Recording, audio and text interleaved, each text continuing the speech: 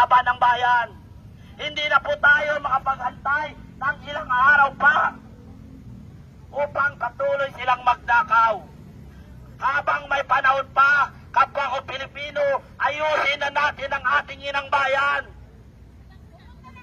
Sama-sama tayo tungo sa bagong umaga, tunay na may pagmamahal at pamamalasakit sa ating bansa.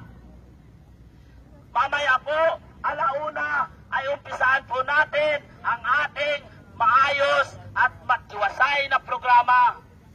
Ang ating pong panawagan, pumunta na po kayo dito, magsama-sama tayo.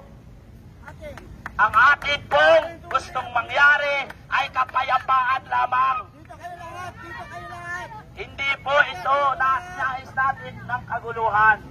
Ang panawagan po natin ay kailangan maayos na gobyerno na kayang panindigan at ilaban ang ating inang bayan.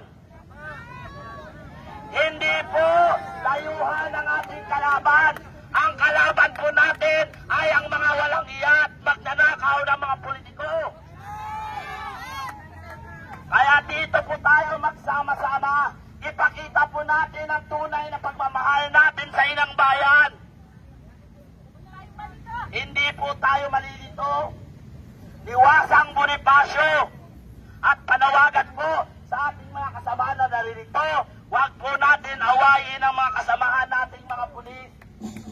Sapagkat ang mga kasamahan nating mga pulis na yan, narito sila upang tayo ibantayan para sa mga kaaway.